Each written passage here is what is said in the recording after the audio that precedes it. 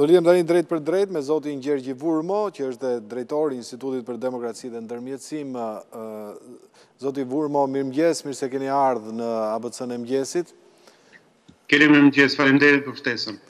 Atëherë, i dashur, do të vazhdojmë një tjetër sondazh që ju keni organizuar dhe që tregon që besimi i opinionit publik, veçanërisht në klasën politike shqiptare, është teti ulët. Dhe qeverisja, sepse ajo nuk përjashtohet nga. Është teti ulët dhe dëshira për të ikur nga ky vend, më saktë për të mbathur, është e frikshme. Dhe flasim me kufin të mbyllur. Merre me mend, po ta kishit bërë këtë sondazh me kufi të hapur. Do ishte në radh parë, pse e keni bërë një sondazh të tillë? Sondazhi në fakt puna në terren ka qenë zhvilluar gjatë kohës kur kufit ishin ende të hapur. Po mirë. Pak informacion lidhur me sondazhin. Ky është viti i 7, është një sondazh i cili kryhet çdo vit nga ana e IGM-s në bashkëpunim me programin e Kombeve të Bashkuara. Ideja e sondazhit është të ofrojë një lloj barometri dhe instrumenti i cili do të ofrojë provëna konkrete për cilësinë e qeverisjes, besimin e publikut tek qeverisja dhe edhe perceptimin dhe eksperjencat e qytetarëve në vetë procesin vendimarrëse dhe qeverisë në fund. Atëherë, ajo gjë që më bën përshtypje është, ata që kanë pushtetin në dorë, nuk gëzojnë besimin e publikut. Ata që mëtojnë të marrin pushtetin në dorë, prapë nuk gëzojnë besimin e publikut. Por, institucionet fetare janë 65.6% besueshme. Ka një shpjegim për këtë gjë, sepse shoh që ka një zhgënjim shumë të madh. Kjo në fakt është një gjetje shumë interesante. Ne na ka bërë përshtypje ky element prej vitesh tashmë. Ka qenë një tendencë prezente tek pjesa e sondazhit, tek pjesa e besimit publikut tek institucione të ndryshme në vend nga ana e shqiptarëve. Në fakt, viti i shkuar ka shënuar një rënje të lehtë pothuajse të gjitha institucionet, përfshi edhe institucionet fetare. Megjithatë, institucionet fetare mbeten institucioni vendas, domethënë shqiptar, më i besuar nga të gjithë shqiptarët prej të paktën 4-5 vitesh në vend.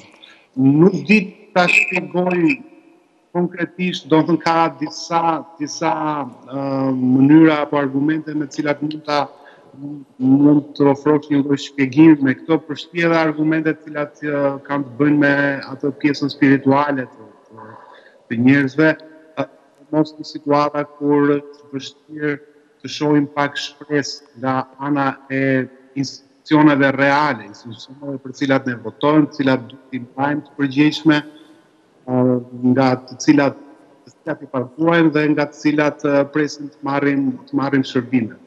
Një tjetër, ndërsa sa i përket politikës, politika ka qenë, domethënë, politika së bashku me institucionet e prokuria, gjykatat kanë qenë tradicionalisht prej fillimit të këtij sondazhi të para 7 vitesh në fund të renditjes sa i përket besimit publikut, por po ashtu edhe mënyrës se si publiku e sheh punën e këtyre institucioneve. Domethënë prokuria dhe gjykatat janë parë gjithmonë si më të ndikuara politikisht. Atëre, në qoftë se unë bëj një përkthim të gabuar të dhënave të sondazhit, lutem më korrigjo. Por shoh që besimi në qeverisje për vitin 2019 është krejt i ulët dhe pjesa më e madhe e qytetarëve shqiptarë perceptojnë korrupsionin e nivelit ulët dhe korrupsionin e nivelit lartë si fenomenin më të përhapur ose shumë përhapur shoqërinë shqiptare, që thotë janë mbi 85% e qytetarëve, domethënë shumica dërmuese. Kjo do të thotë që qeveria ka dështuar. Interpretimin e dhënave keni shumë të saktë në fakt. Pikërisht këto janë përqindjet dhe trendet kryesore sa i përket këtyre dy elementeve të cilët ju përmendët. a ka dështuar qeverisja? Unë do të thoja që nga viti 2017 dhe në vazhdim, trendi i besimit publikut tek qeverisja dhe mbështetja e disa institucioneve, kryesisht të ekzekutivit, është një trend rënës. Dhe kjo do thoja shumë shqetësuese, të paktën për ata që janë duhet ta marrin si një këmban alarmi, do thoja, të paktën për ata që janë në qeveri, ashtu siç janë gjetje të tjera këmban alarmi për institucione apo për procese të tjera të cilat janë duke u zhvilluar prej 2-3 vitesh minimalisht në Shqipëri. Unë nuk e kam të dhënën e një viti më përpara, por kam përshtypjen se duhet jetë përkeqësuar. Përsa i përket reformës në drejtësi, shumica vazhdon të besojë tek reforma në drejtësia, 52.7%, po 31.5% nuk beson më te reforma në drejtësi. Kam përshtypjen se kjo përqindje skeptikësh është rritur apo e kam unë gabim? Lidhur me reformën drejtësi që në fillim të reformës, në vitin 2016 ne kemi futur 2 pyetje standarde. Njëra e cila synon të mas pritshmëritë pozitive nga reforma dhe tjetra e cila merr nga shqiptarët gjykimin e tyre sa i përket zbatimit korrekt. Lidhur me të dy elementët, vërehet një trend rënës edhe për këto dy pyetje.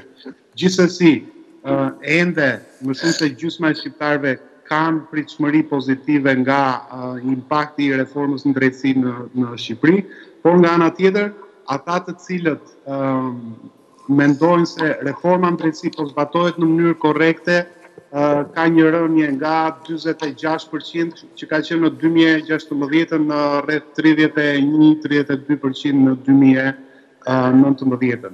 Lidhur me këtë të dytën, pasi është bërë shpesh edhe objekt diskutimi, do thoja vetë fakti që në kryet herës, që në fillim të reformës në drejtësi në vitin 2016, kur praktikisht ende nuk ishte filluar zbatimi i saj, përqindja e shqiptarëve të cilët ishin skeptik ndaj zbatimit korrekt të reformës ishte e ulët. Dhe për këtë nuk mund t'i fajsojmë, do thoja, shqiptarët. Pas 25 vitesh tranzicioni, shqiptarët kanë më shumë se sa të drejtë që të ndihen skeptik ndaj zbatimit korrekt të një reforme të caktuar.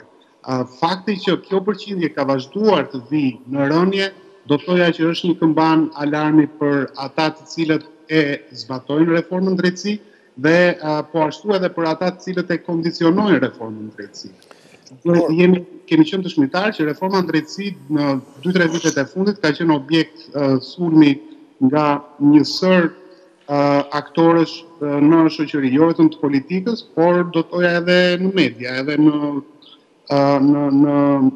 sektorët të tjerë të shoqërisë.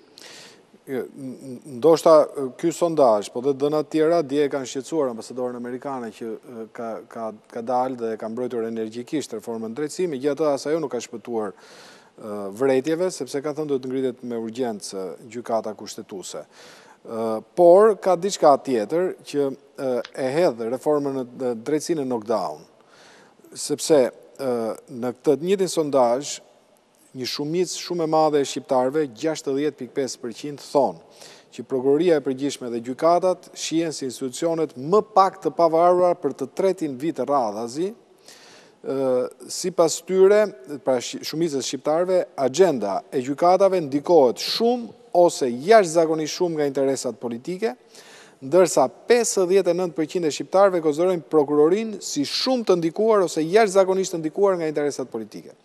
Nëse ju futëm reformës në drejtësi, ju futëm që të shpëtoj nga morsa e politizimit dhe na rezulton që shqiptarët mendojnë që sistemi i drejtësisë ka rënë më keq në duart e politikës. Leximi juaj është shumë i saktë, vetëm unë do të shtoja një sqarim që mbase ndryshon disi argumentin apo edhe vetë përfundimin.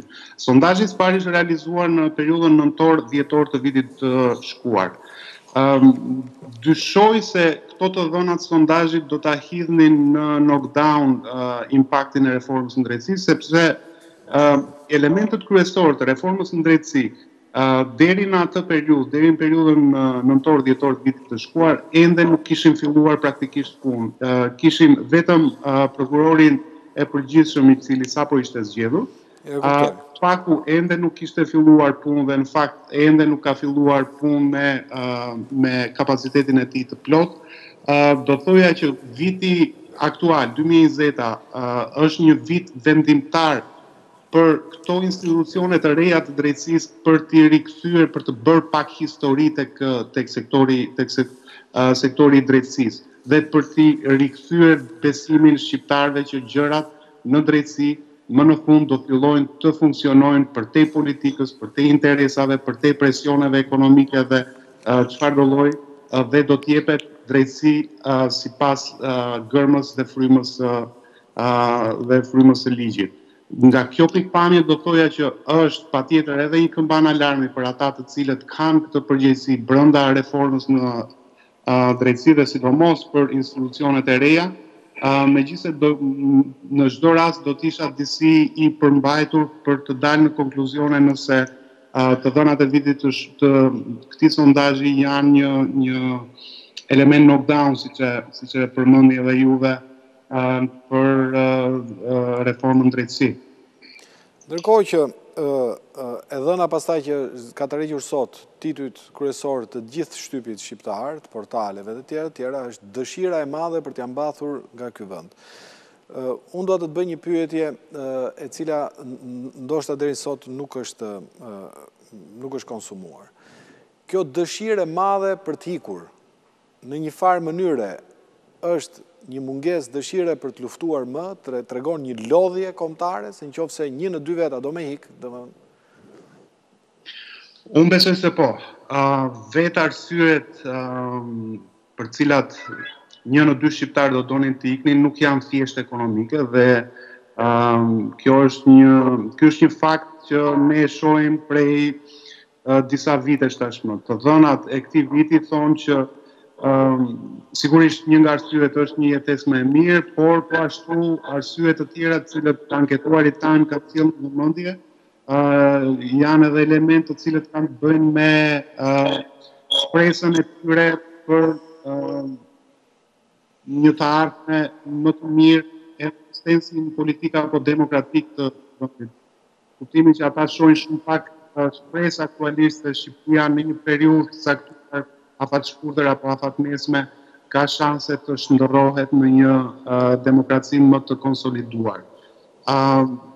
Kjo në vetvete është, do të thoja, jam plotësisht dakord me ju nga pyetjet më problematike apo më pesimiste të sondazhit. Është një gjetje e cila në farë mënyrë është indikative për atë që shpesa në këtë vend shumicën e shqiptarëve duket se është vrarë.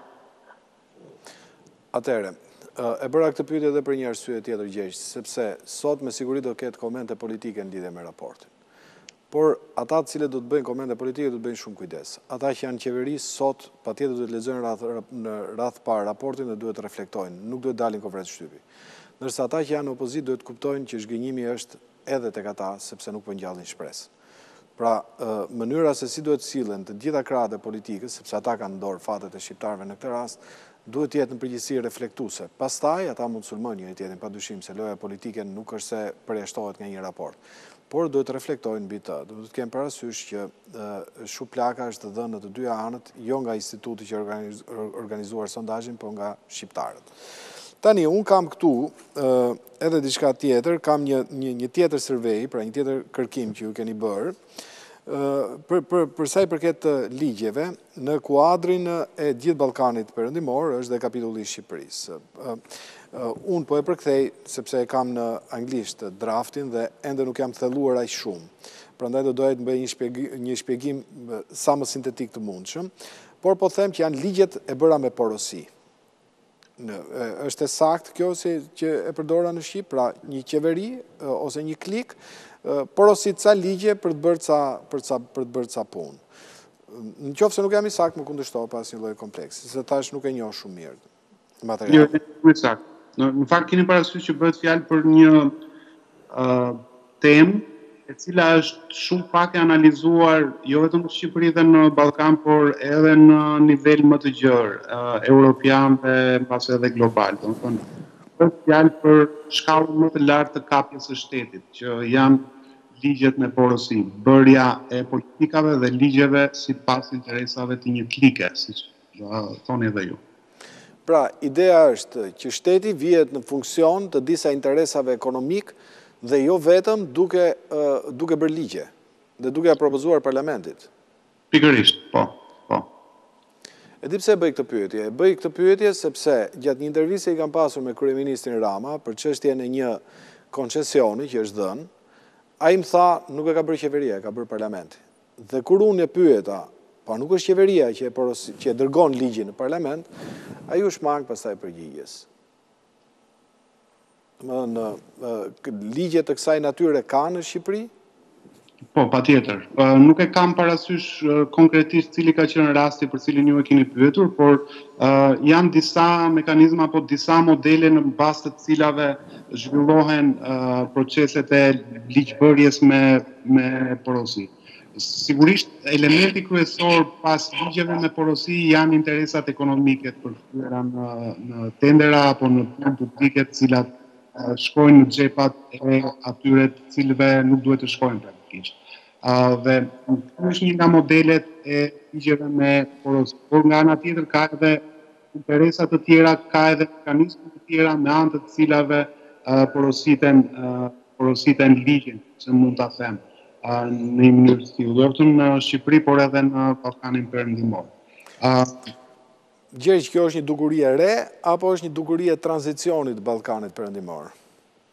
Kjo është një dukuri që bashkë shoqëron vende të ndryshme në tranzicion të tezë zgjatur. Është një dukuri e cila është prezente jo vetëm në Ballkanin Perëndimor, por edhe në vende të tjera post-komuniste në periudhën e tyre të tranzicionit të tezë zgjatur. E theksoj fjalën e tezë zgjatur sepse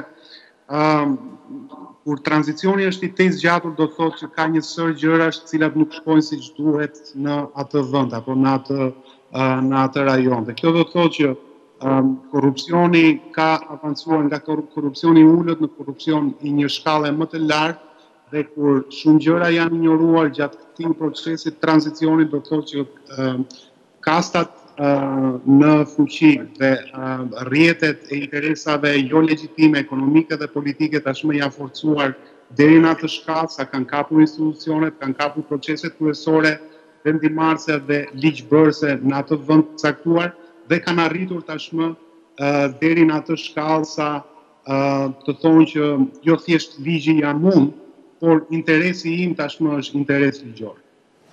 Gjerit, falenderoj shumë për këtë ndërhyrje në ABC-n e mëngjesit, për mundësinë që na dhe për të biseduar. Kuptohet, ligjet me porosi do të vihen shumë shpejt në dispozicion publikut edhe në gjuhën shqipe. Ne tani e kemi materialin anglisht, do punojmë si redaksi padyshim dhe do të thellohemi shumë më tepër në këtë, por edhe për sondazhin. Falenderoj shumë mbi të gjitha për kontributin qytetar, sepse të thuash nga njerëz vërtetën në Shqipëri nuk është gjë e lehtë. Shumë faleminderit edhe ju për ftesën dhe biseda ishte vërtet kënaqësi.